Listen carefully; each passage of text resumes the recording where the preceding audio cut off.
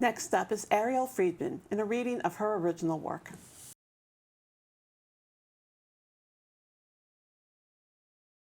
Thank you for having me. Happy to be here. My name's Ariel Friedman. I am primarily a musician, or I was for most of my life, still am, but now I'm also a poet. Always was drawn to writing poetry as a kid, and then stopped for a long time, and then I had children, and then who knew, but that's this very generative, creative time. So all of the poems in this chapbook that came out about a year and a half ago are mostly about motherhood and also my childhood and sort of, putting all those generational pieces together. And since I'm also a musician, a couple of these poems that I'll read tonight are also songs. I started it as, I would write them as poems and then I turn them into songs. And I have a duo with my sister, and this album is all about motherhood, and it's coming out in the spring along with Sam's book. So some of these that you'll hear are also songs, but I will not be singing them tonight.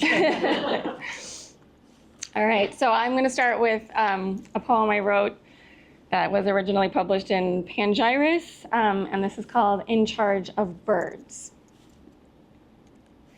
We follow the robin as long as we can, tracing the curlicue of her path. She hops behind bushes, and we crouch to find her. She floats to a low branch, and we marvel at the effortless levitation, the slightest stirring of feathers.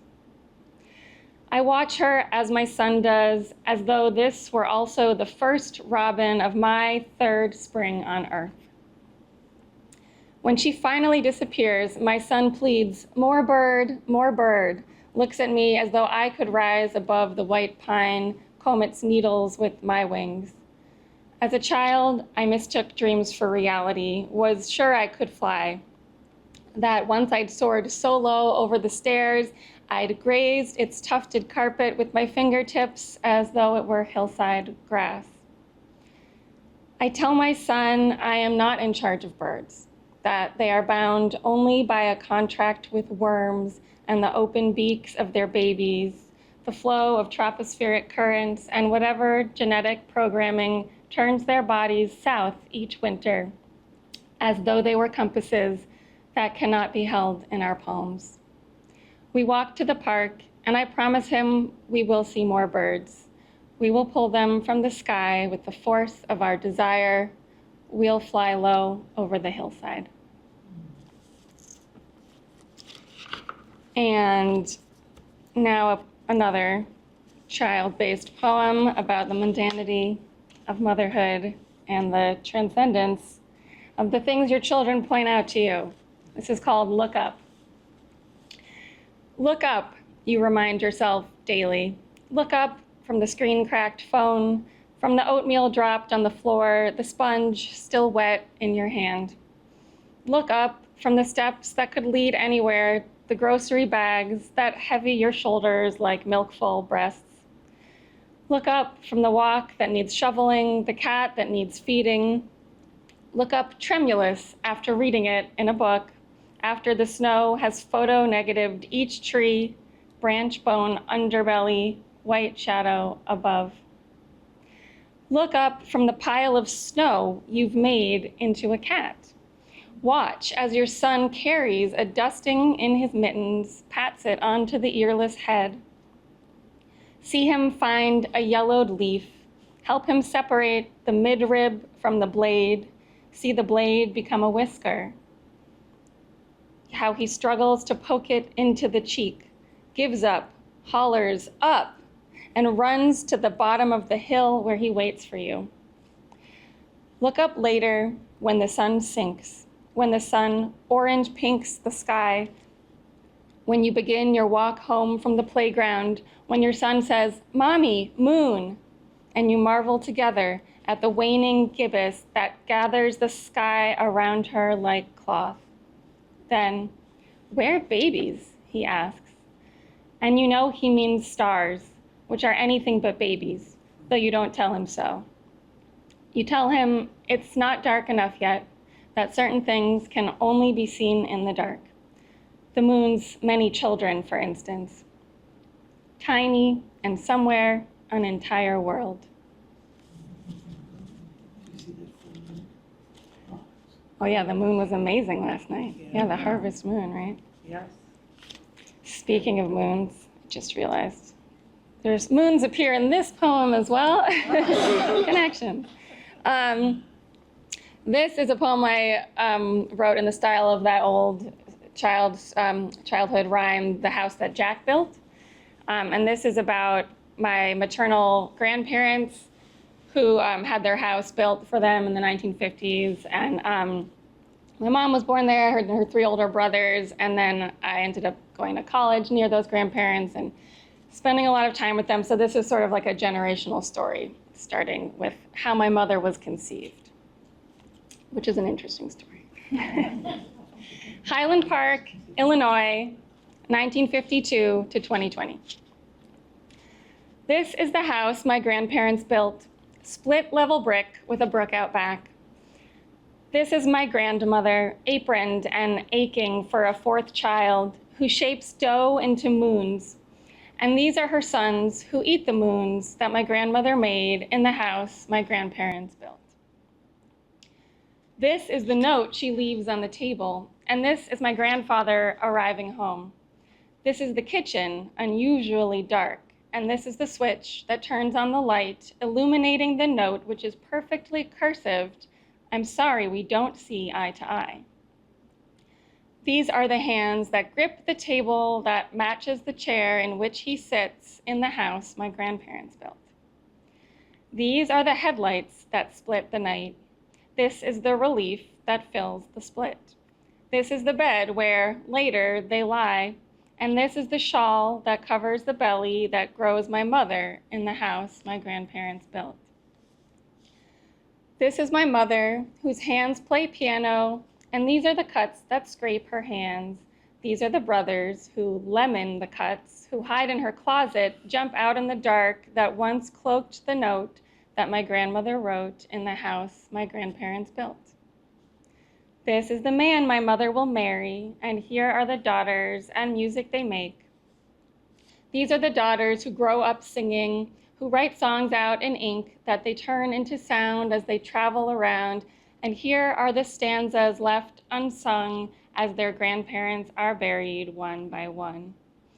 These are the people attending their shows, and this is the virus that keeps them at home, here, where their children say, "Sing, Mama," anyway, who delight in the rhymes they hear in the songs that they sing while they bake, turning dough into shapes that melt in the mouths, that call out in the dark, that quiets the lark, whose song writes the day, that lifts the airplane, that arcs the blue as it carries us, me, my mother, my son, back to the house my grandparents built. Thank you. I'm just going to read a couple more. Actually, just two more. I have one new poem that ostensibly is about to come out in a new literary journal online, hopefully this month. It's new, but I started it about 3 years ago. My son's almost 7, and this is about his 4th birthday. So, will I live forever? You ask me at bedtime on your 4th birthday. And when I say no, no one lives forever. And you say, but numbers go forever. My mind traces the imagined course of your life.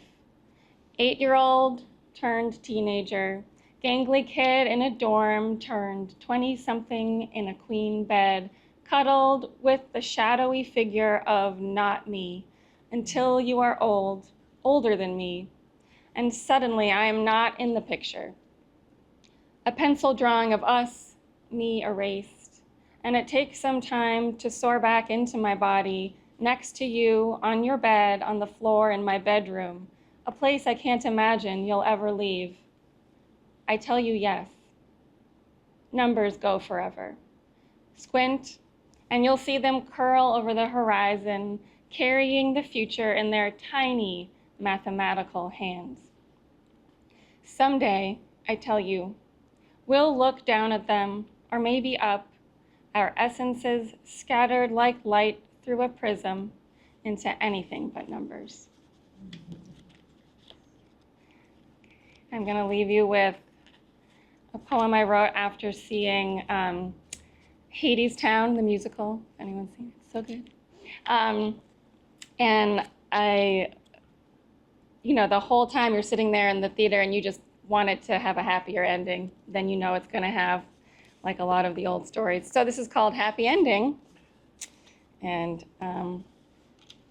here it is. Happy Ending.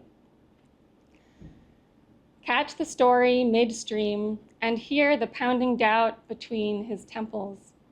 See the pivot, simple, on the balls of his feet. Eurydice's gasp of realization, not unlike Lot's wife, who, upon turning, glimpses her flaming city one last time before she goes rigid. But these are endings, not beginnings. And the difference between stories and real life is that real life keeps going. I scroll the headlines, 1.5 degrees and climbing, horizons like the walls of Hades. When you ask for a story, I know you mean one about cartoon trains, the chase and rescue, the close call. But in these stories, you'll find that nothing saves Sodom, that Eurydice is swallowed whole by the earth. I tidy the kitchen, read another email urging a call to my representatives. This isn't the world I wanted to give you.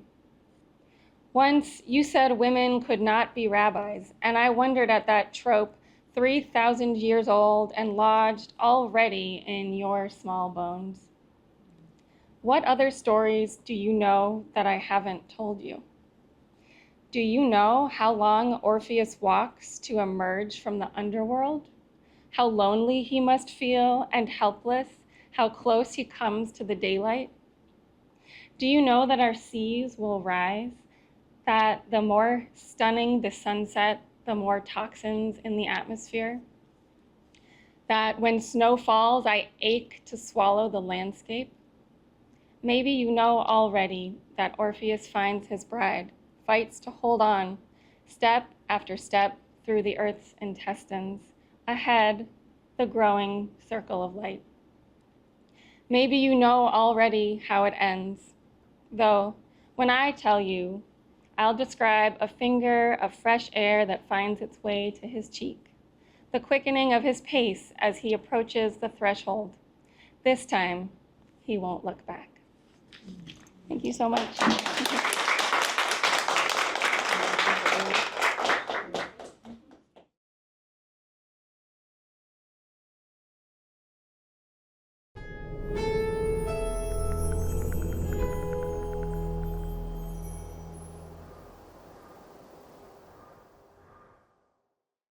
Hello, friend. If you enjoyed this video, please think about scanning the QR code and making a contribution to the local scene.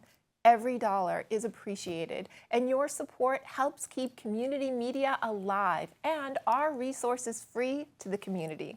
We'll see you on the local scene.